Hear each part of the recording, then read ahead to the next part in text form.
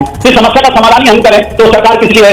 सरकार मलाई खाने के लिए तो नहीं है। सरकार की तो जवाबदेही है कि नहीं समाज के प्रति कुछ। जो मुख्तार अंसारी की कब्र पर जाकर फातिया पड़ेगा वो अपराध को निपटाएगा क्या? बकरी गुरु क्या कहता है? चोर कहे आप कहीं सूर चोर कहते। अब जो है अतीक अहमद के कुत्ते को सहलाने के लिए मुख्यमंत्री उपलब्ध नहीं है। भ्रष्टाचार की भरमार ऐसी है कि मत पूछे। यहाँ प्रभुराम के मंदिर में ही पानी टपकने लगा, वहां भी रोड पे गड्ढे हो गए। और भू माफिया तो आपने देखा ही है, मंत्री जी करे पीछे को जमीन कब्जा करते हटो। बहन के लिए मुझे पहले संदेशा था और जिस तरह से उनका इनकाउंटर किया गया है पुलिस वालों पे भी कार्रवाई हो। जिसमें 43 मुकदमे में खुलेआम घूम रहे हैं, उसको भी चलाइए ना। जिसमें 43 मुकदमे में खुलेआम घूम रहे हैं, हमारे बेटे का एक मुकदमे थे उसका इनकाउंटर हो गया। दोस्तों नमस्कार, स्वागत है आप सभी का। आप देख रहे हैं एसके डिबेट। उत्तर प्रदेश में आजकल एनकाउंटर पर सियासी घमासान जारी है। इसी सियासी घमासान के बीच यूपी एसटीएफ ने अनुज प्रताप सिंह नाम के एक और अपराधी का एनकाउंटर कर दिया है। अनुज प्रताप सिंह भी उसी सुल्तानपुर डकैती केस में शामिल था जिसमें कुछ दिन पहले मंगेश यादव का एनकाउंटर हो चुका है। और इस एनकाउंटर पर अखिलेश यादव ने कहा था कि यूपी पुलिस लोगों की जाति देखकर एनकाउंटर कर रही है। अखिलेश यादव ने तो यहां तक कहा कि एसटीएफ मतलब स्पेशल ठाकुर फोर्स। वहीं दूसरी तरफ मुख्यमंत्री योगी आदित्यनाथ ने कहा कि ये वही लोग हैं जो माफिया और दुर्दांत अपराधियों के सामने गिड़गिड़ाते थे, नाक रगड़ते थे। आज जब प्रदेश विकास की नई धारा के साथ आगे बढ़ रहा है तो इन्हें ये विकास कैसे अच्छा लग सकता है। आज की डिबेट इसी मुद्दे पर होने वाली है। बीजेपी की तरफ से प्रेम शुक्ला जी हैं और अनुराग भदौरिया समाजवादी पार्टी की तरफ से हैं। दोस्तों वीडियो बहुत मजेदार होने वाली है। आपसे अनुरोध है वीडियो को अंत तक जरूर देखें। वीडियो पसंद आए तो लाइक करें, शेयर करें, कमेंट करें और मेरे चैनल को सब्सक्राइब करें। तो दोस्तों मेन डिबेट स्टार्ट करते हैं। चलिए शुरू करते हैं। देखिए, आदरणीय योगी आदित्यनाथ जी के कार्यकाल में ही रिकॉर्ड निवेश हुआ है। योगी आदित्यनाथ जी के कार्यकाल में दुनिया की सबसे बड़ी मोबाइल फैक्ट्रियां आई, सबसे अधिक मोबाइल का उत्पादन हुआ, बहुत सारे उद्योग धंधे आए, सबसे बड़ा इंटरनेशनल एयरपोर्ट बन रहा है, सबसे अधिक सड़कों का निर्माण हुआ, सबसे ज्यादा निवेश आया। अखिलेश यादव के कार्यकाल में क्या होता था? मुजफ्फरनगर दंगा, आजम खान की भैंस चोरी, इस तरह की चीजें श्रीमान अखिलेश यादव के कार्यकाल में होती थी। आदरणीय योगी आदित्यनाथ के कार्यकाल में शांति एवं सुव्यवस्था का सुचारू संचालन वहां हो रहा है। वहां अपराध नियंत्रित हुआ है। अपराधी प्रदेश छोड़कर भागने पर मजबूर हुए हैं। जो अपराधी अपराध में संलिप्त पाए जा रहे हैं उनके खिलाफ कठोर कार्रवाइयां हो रही हैं। अब जो है अतीक अहमद के कुत्ते को सहलाने के लिए मुख्यमंत्री उपलब्ध नहीं है। नोएडा में आकर कोई गुंडा जो है नोएडा अथॉरिटी के चेयरमैन के घर में जाकर जबरदस्ती कागजात लिखवाने की जरूरत नहीं कर सकता। आपको तो याद है ना, निठारी कांड हुआ था। ये समाजवादियों की सरकार थी कि अगर नोएडा गाजियाबाद नोएडा चले जाएंगे तो फिर सरकार में नहीं आएंगे। ये आए नहीं अंधविश्वास के मारे। ना आदरणीय मुलायम सिंह यादव अपने मुख्यमंत्री काल में कभी आए, ना अखिलेश यादव आए। एक मंगेश यादव मारा गया, तब ये कहा गया कि वो इसलिए मारा गया क्योंकि वो मंगेश यादव था। आज जब अनुज सिंह का एनकाउंटर हुआ तो क्या हम ये कहेंगे कि अनुज सिंह इसलिए मारा गया क्योंकि वो सिंह था?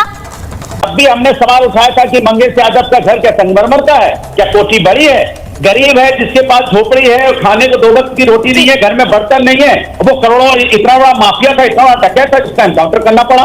आज जो ये हालत है, जिसकी बहन क्या कह रही है, भारतीय जनता पार्टी अपने लिए तो बिल्कुल सही कह रही है। अब मेरी बात सुन लीजिए, कह रहे हैं कि उत्तर प्रदेश के अंदर में, मैं तो कह रहा हूं जब से भारतीय जनता पार्टी की सरकार आई है तब से तो पर्चे लीक की भरमार आ गई है।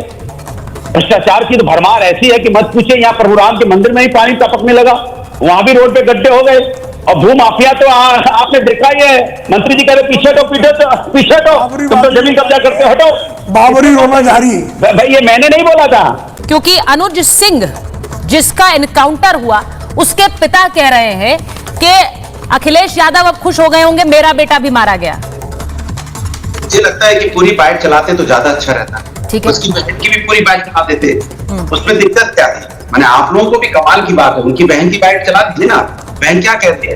बहन कह रही है मुझे पहले से अंदेशा था और जिस तरह से उनका इनकाउंटर किया गया है तो पुलिस वालों पे भी कार्रवाई हो, जो कि भाई निर्दोष था।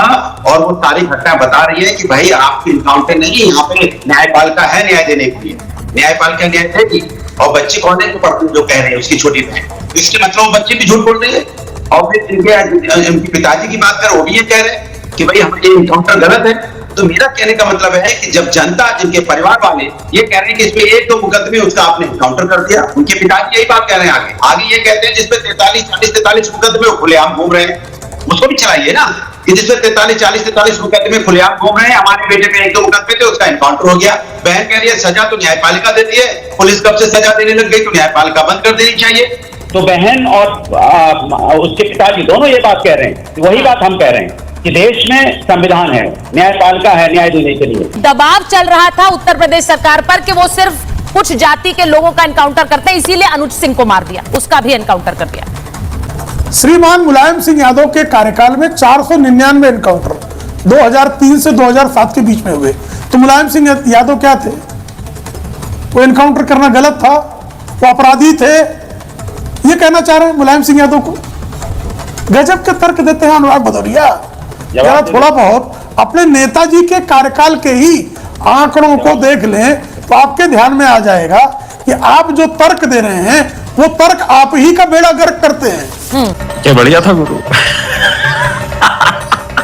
अब जहां तक रही समाजवादी पार्टी की बात, तो ये तो श्री राम लला पर हमला करने वाले आतंकवादियों का मजहब देखकर उनको छोड़ देते हैं, बाद में हाईकोर्ट उनको फटकार लगाती है और उनको जो है मृत्युदंड दिया जाता है।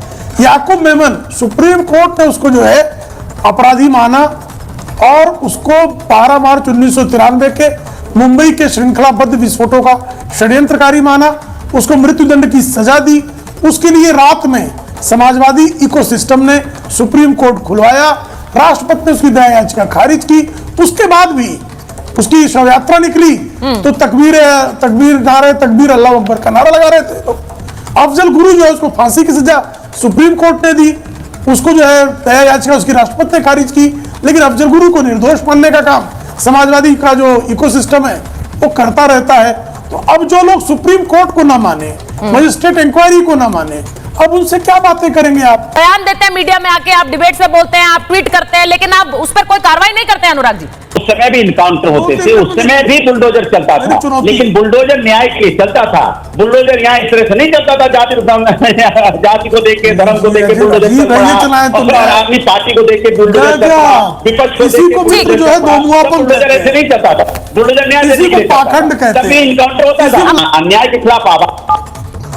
यहाँ पे अगर किसी तरह की उत्तर प्रदेश में अप्रिय घटना हो रही तो आवाज भी हम ही उठाएं, फिर समस्या का समाधान ही हम करें। तो सरकार किस लिए है?